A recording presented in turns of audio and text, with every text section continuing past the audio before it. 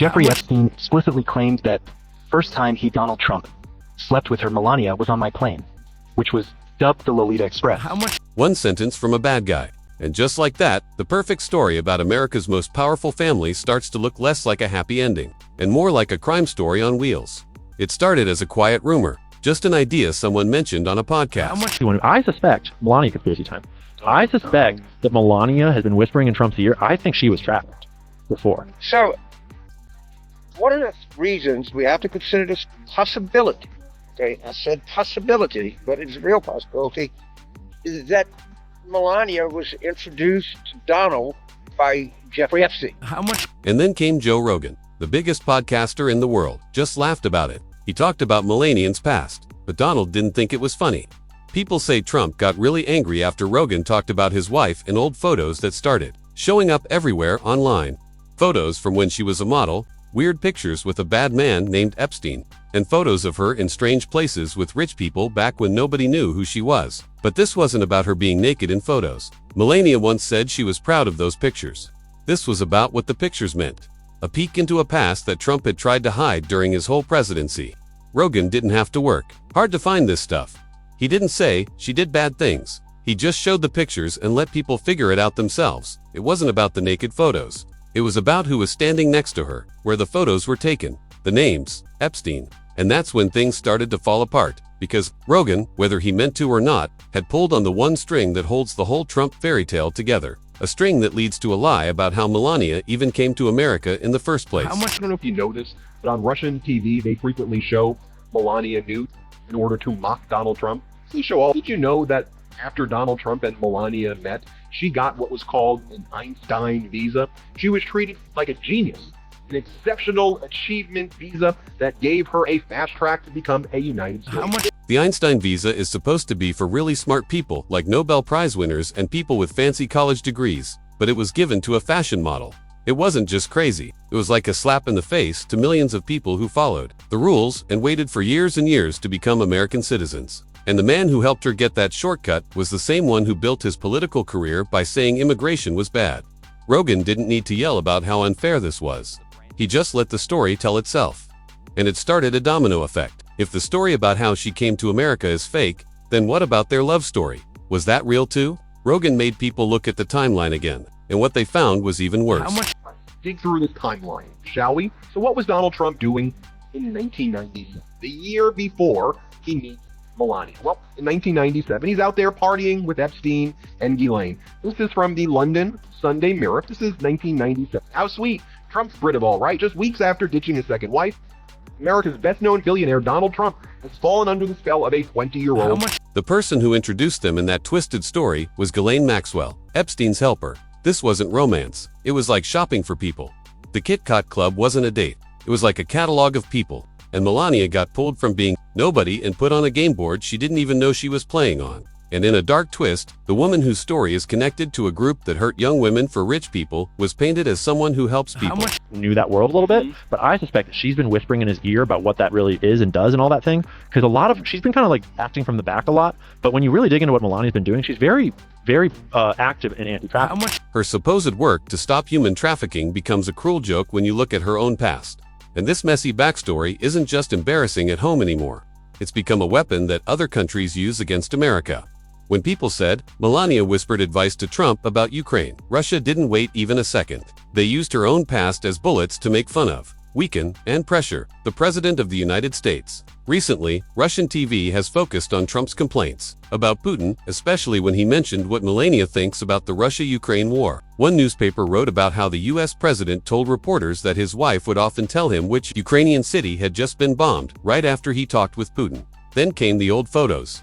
Sexy fancy pictures of Melania that Russian TV had shown before to make fun of her. On a Russian TV show called 60 Minutes, the host Olga Skava went even further, calling the First Lady a Ukrainian spy. And now, fake pictures of Melania wearing clothes with Ukrainian symbols are showing up all over Russian social media as popular jokes.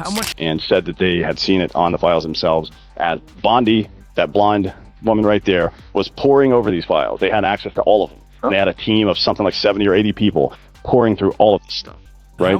A Russian newspaper called VSI Juliet went even further. On Monday, they made fun of Trump, saying he should buy her new shoes instead of sending weapons to Kiev, and called the First Lady a danger to Russia's safety.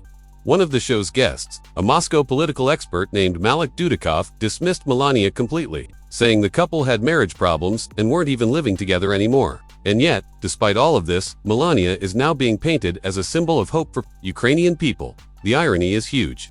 One day, she's called a Russian spy, the next she's called a Ukrainian agent. The truth is, she's neither. She's a weakness, a dark, messy past that Trump's enemies can use against him at any time. From a model caught up in Epstein's world, to a weird scandal-filled person now helping shape foreign policy. Not because she's smart, but just because she exists. And when needed, she's more than willing to get her hands dirty right here at home. For instance, with the birth certificate obsession, did he ask for yours when you met him? Well, I needed to put mine anyway, because if you want to become an American citizen, you need to put the birth certificate. Right. I have a birth certificate from Slovenia. And, you know, do you want to see President Obama birth certificate or not? I've seen it. It's Not a birth certificate. well, it's a certificate of live birth. Right. But Melania, if he insists on what he's saying, then no one in Hawaii can ever run for president because they all get the same live birth certificate. Well, but they need to have, It's finished, for example. they need to have, and in one way, it will be very easy if President Obama just saw it. And because it's not only Donald who wants to see it. It's American people who voted for him and who didn't vote for him. They want to see that. But it's on display in Chicago. We've seen it on the internet. We've seen it. It's not the same as yours, but it's a certificate of live birth. We feel it's different than, birth certificate. All right. Well, I think you should give it up on this. Well, it's not. It's not him that is bringing up. It's the media all the time. This wasn't a mistake. It was on purpose, a planned attack on someone's reputation. And when you put it next to the Epstein rumors, the Einstein visa, the club photos, the modeling pipeline, it shows the whole picture. This couple wasn't built on love, they were built on wanting power and on lies. And when she's not playing politics, Melania shows nothing but hate for her job. Press coverage. Let's listen to it and then we'll talk. I'm glad that, when I said, like, I want to do a profile. Fine, that's your profile. I don't need a profile. Remember? Oh my God, I remember that. Come back. They came back after, 2 months ago. Oh, they came back. did. Yeah. What, I need another profile? It might be a cover. I'm like, might be a cover. I don't give a fuck. I'm so messy. I have all this body stuff that they want to do. Other messy. I'm like, so what? What you for? No. You're supposed to go on to ask me to send that to the and I want some meat. Okay? Just freaking shitting me. You're not a September cover. It was. Shitting me. Could you imagine if you were? That would have been. They would never do it. They would never do it. No way. All the people, they're so mad. They're so, some people say, like, well, you're jealous. They want to be you. They cannot believe they're putting designers that, they will never dress here, like, almost like I need their help. You understand? There's so much more important stuff. It's, that's why. It's like, working, I don't care. That's the unofficial motto of the Trump era. Joe Rogan just gave it a theme song, and in the end, what started as a casual conversation led us right into the heart of darkness. All roads lead to one name. Trump is all over the Epstein list, but nothing criminal. What he didn't want people to know is that Jeffrey Epstein introduced him to Melania Trump. I heard it from somebody who I deem as credible as anybody. And so have I. And placed in a position where they would absolutely know this. Rogan turned a whisper into something everyone now believes is true. Epstein didn't just introduce them, he planned it all. He was the mastermind. Trump knew exactly what his trophy wife represented because she wasn't a partner. She was something he bought. Do you treat women with respect? I can't say that either. All right, good, all right. Somewhere in between. I do. I treat women with privilege. Treat women somewhere in between respect and... He once told Howard Stern that Melania was a trophy. Not a partner, not an equal, a trophy. A trophy bought in a marketplace. And when Epstein got in trouble, Trump's panic was obvious. But I don't even know about that. But regardless, he knows the game. And then he marries Melania.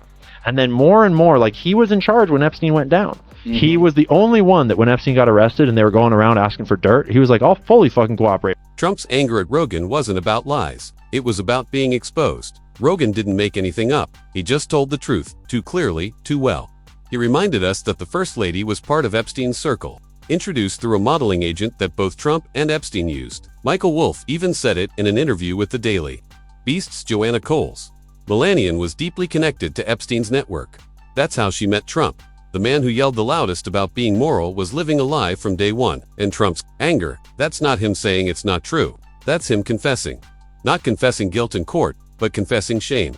Caught on the world's biggest stage by a man who simply dared to laugh. What's going on, my boys and about what's going on with them? Or are you confused about the gals specifically? They're all going after Attorney General Pam Bondi, who is doing a fantastic job, all caps. We're on one team, MAGA, and I don't like what's happening. For years, it's Epstein over and over again. Why are we giving publicity to files written by Obama? And now my so-called friends are playing right into their hands. Why didn't these radical left lunatics release the Epstein files? This isn't what a leader says. It's an angry fit typed quickly on a keyboard, a panicked scream from someone who's trapped. This public meltdown was triggered by a TV attack from comedian Josh Johnson. The truth becomes the most deadly weapon, because when someone's reality is so crazy that you don't need to exaggerate, every word becomes a killing blow. And at the center of this storm, the reason for Trump's pure panic, one name, Jeffrey Epstein. The entire country watched as a man desperately tried to escape his own past. But the Epstein files aren't something that can be easily hidden under a bunch of angry tweets or empty promises. Because right now, Donald Trump is desperate to move on from the Epstein files. But the story is only building. The thinking of a panicked child was used in national politics. When caught spilling a little wine, the solution isn't to clean it up, it's to throw a rock through the window, hoping the bigger mess will make people forget the original stain. When I was growing up, I had a friend who was like a latchkey kid. His parents had to get together the night before, and he sees laid out just a little bit left of some wine. And he's bringing it to his lips, and then he ends up slipping it out of his hand, drops it, stains the carpet, right? And he did what a lot of kids would do in that scenario. He made it worse. Best thing for him to do in that moment, he thought, was to make a bigger mess. And then that way, stain won't be so bad. Trump's wine stain is his undeniable connection with Epstein, and the rocks he's throwing keep getting more ridiculous. The oldest trick in his political playbook: blame Obama. Whenever he gets into trouble, Obama's name gets pulled out like a scapegoat. Obama? The Trump that you should be talking about is they caught President Obama. But no one cares, and he fails badly. Now he takes a sudden turn. The Trump administration suddenly released over 230,000 pages of files about the assassination of Martin Luther King Jr., a desperate attempt at looking honest while choosing a truth no one asked for while hiding the truth the whole world wants. This move was immediately shot down. Asterisk. The worst distraction, because all he did was remind us that he can declassify thousands of secret files, and people noticed. Bernice King, the daughter of Dr. Martin Luther King Jr., posted this picture on social media. The caption that simply reads, "Now do the Epstein file." But the most outrageous distraction, showing total disrespect for the law and for American citizens, was when he turned a personal fight into a possible national policy. Rosie O'Donnell and Donald Trump have what I think is now like a 20-year feud going on, which is absolutely insane. The President of the United States has the ultimate and deepest beef. His arch nemesis is the actress from Harriet the Spy. The leader of the free world is ready to have it out at any given moment with the voice actress from the main gorilla in the Disney movie Tarzan, the man with his fingers on the button for the nose, has a deep hatred in his heart, decades long, for Melania Choice Award winner Rosie O'Donnell. His threat to take away Rosie O'Donnell's citizenship wasn't just a ridiculous joke. It was a scary message to every American. Your most basic rights could be taken away because a powerful man feels like it. Muster up the corner of his thumbs to put that into a phone to go out to the world is so deeply insane. And so if he can do that, then truly, 100% without a doubt now, nobody is safe. But in this chess game, Trump didn't win. Rosie O'Donnell didn't respond with fear, but with sharp words, exposing the weakness and insecurity behind his tough act. If you believe Americans deserve leaders who serve the people, not their own egos, don't let this story disappear. Share it. Comment what you think the real reason was behind closing the Epstein investigation. And subscribe so we can keep exposing the truths they hope you'll forget. Because if we stay silent, we're next.